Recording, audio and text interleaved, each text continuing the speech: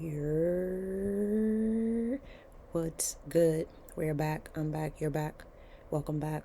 So, we are on this manifestation journal challenge, and I just wanted to come, like I mentioned in the other video, I did it last month. So, I wanted to come on in certain days that really, like, the prompt was like, wow. So yeah, I'm going to do day 6 and day 3 wrapped into this video. But let me start off by saying this video changed so many times, like what I was gonna say. And as it was coming together though, it all felt like divine timing and real in sync. So I'm gonna read what I wrote. And hopefully this can help someone, because I know like we just started Q2 and it's feeling real. Like, oh, that brand new year feeling is kind of gone. And it's like, all right, what are we doing?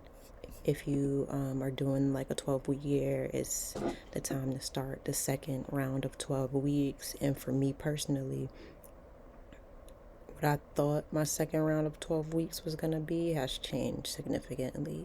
So I actually set out this week and wrote what my next 12 weeks are going to look like. Okay, so can we talk about how timing is divine? How you won't miss anything that's for you?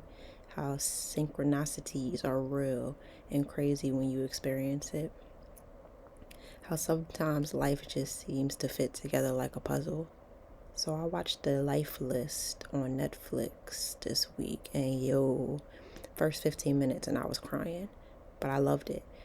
I don't want to give anything away, but I think everyone should watch it. I'll read the synopsis. When her mother sends her on a quest to complete a teenage bucket list, a young woman uncovers family secrets, finds romance, and rediscovers herself. I just feel like it was a really relatable character. Can definitely relate to some of the things she was going through. So I was writing this down because y'all know I do better when I have things written down. And it started off totally different. But then I started reading my blog. And y'all know we're on this journey to make this year and every year after this the best years we have. So I just want to share some of the things I wrote on the blog, and hopefully it can help somebody. What's crazy though is that some of the things I wrote on the blog coincides with what we're doing with this manifestation challenge. Stick with me. So the prompt for day 3 was, what advice does your future self have? So my future self, keep it simple. You'll have this desire to overcomplicate things, but there's no need. Simplicity is effective. When necessary, take a step back and come to it later. You'll always figure out a solution. You are built for this. You got this because God got you. Remember who is leading this expansion. You asked for it and you were chosen for it, so it's already yours. Now, going to the blog. And I think what's crazy about this is the title of the blog is April 2nd. It's really April 3rd. There was a lot going on yesterday. I knew on the 1st that I should have batched this content, but here we are. Day 2, I would think I was doing a 30-day challenge to release some of my notes on my blog so that I could delete them out of my notes. I made it to like day 13, but day 2, I had this in my notes from January 28th, 2018. I was 24. I was going to do a blog called The 20 Matters or something along those lines. It never materialized, but I did do the research and gather some advice for 20-somethings. And at 31, I'll give my perspective on the advice. The original advice was from a 63-year-old, and my notes, I'll indicate what my notes are. So 1, never be afraid to start, but you must start today, now. This is big facts. Look at me doing something I started at 24.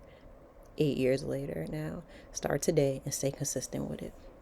Number 2, most things in life are a matter of perspective. The moment you change your perspective, you become a different person.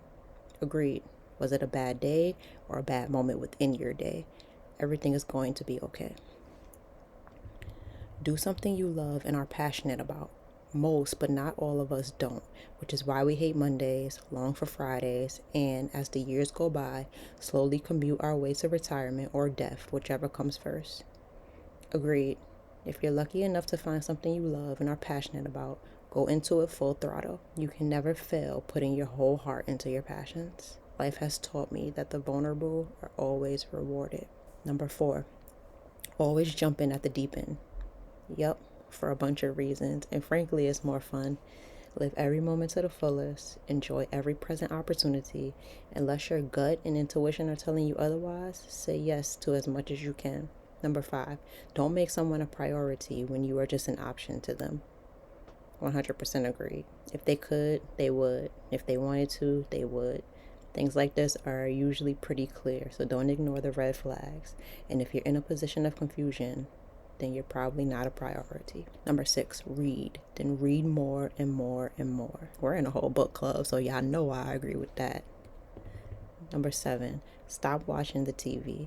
Apparently, the average person watches 9.1 years of TV, and you can bet most of it will be repeats. To me, it's all about balance. Watch TV, but touch grass as well. Move your body as well. This side of 30 is only a mirror, and you want to be happy about what's staring back at you. Don't take the 9 to 5 job unless it is a stepping stone to starting your own business. After all, who wants to have to ask their boss if they can go to the toilet? Your time is limited, so don't waste it living someone else's life. So I don't totally agree with this. Not everyone is meant to start their own business, but if you have the stamina, go for it. There are 9 to 5s out there that can lead you on a path of financial freedom and to doing what you want in your life. Number 9, trust people until they give you a reason not to. Agreed. Everyone deserves their own trust meter from you. Try your best not to make person B pay for person A's mistakes. And the only apology when/if trust is broken is changed behavior. Take a sorry with a grain of salt. Say no. Half of the troubles in this life can be traced back to saying yes too quickly and not saying no soon enough. Agreed. And I know I just told you to say yes to more, but that's the things that will make your day or make your life better. That's saying yes to things that will live in your memory bank forever. If you truly do not want to do something, then say no. And remember that no is a full sentence. Number 11, ask more questions. Yes, ask until you understand. Number 12, don't chase the carrots. To me, this meant have a vision and execute towards it. When you don't know where you're going, distractions look like opportunities. Number 13, visit mom and dad more often. Agreed. Visit all your older family members that bring you peace and joy as often as possible.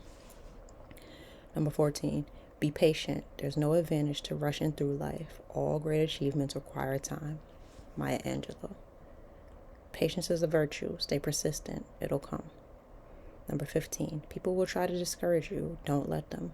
Believe in yourself and don't worry about what other people think. Agreed. Careful who you tell your plans to, and if they aren't supportive, it's okay. Do it anyway. Why? Because most people can only judge something based off their own lens. They were not given your vision, and that was for a reason.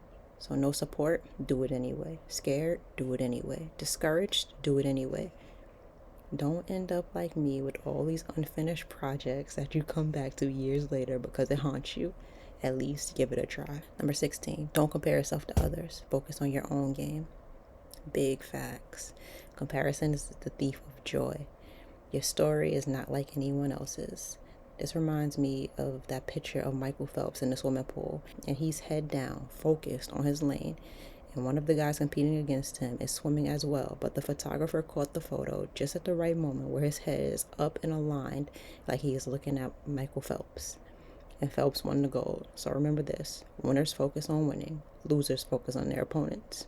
Number 17, everything is figure-outable, if that's even a word. True, and the answer may come to you at the most random moment. Finally, if you're reading this and you're much further down the road to life than you would like to be, remember this wonderful quote.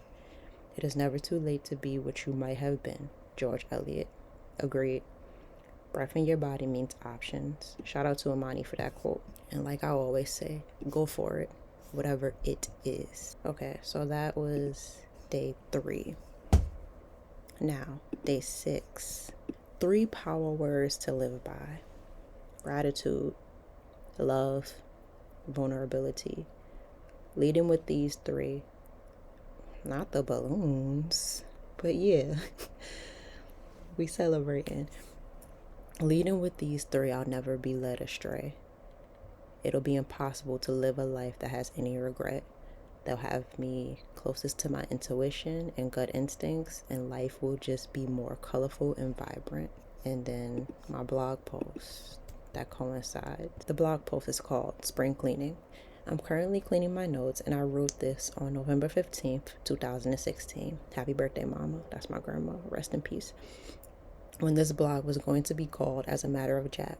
LOL. What a time. Anyway, here we are.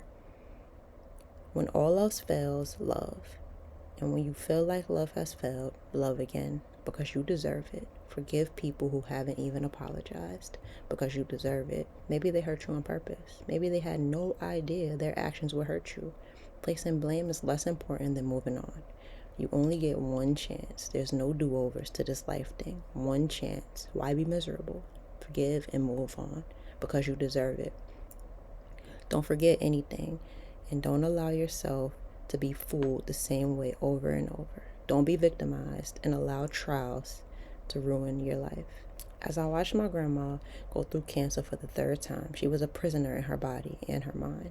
Early onset dementia racked her brain at night, but the demon she never let go of consumed her. I'd experienced dementia with my great-grandmother 7 years prior, and though she didn't remember, she had a sense of peace. My point isn't to compare their circumstances. No one understands what it must have felt like for my grandmother to have to battle cancer for the 3rd time in her life. But this time, she wasn't completely there to fight it. She battled her demons for a long time, and the dementia was bringing them front and center. She was bruised and never allowed herself to love again, but she deserved it. We never know. Forgive, because you deserve it. Love again, always and hard, because you deserve it. The money is nothing without people to share it with. And yes, family is amazing, but we should all feel the love of a partner, the warmth of a body next to ours at night when it's cold, the caress of a tender touch. That's intimacy, because we deserve it. And yeah, so days 3 and 6 really spoke to me. I'll be back for some more days where the prompts really were like, yeah, I should share this. Hopefully this helps somebody. Let me know how the challenge is going for you. If you're just seeing this video, my previous video where I'm outside in the car, that's the challenge I'm talking about. So even if you're seeing this today, you can start the challenge. Ain't no thing. But yeah, happy Sunday. Hope you guys enjoy the rest of your weekend and have a great week. Peace.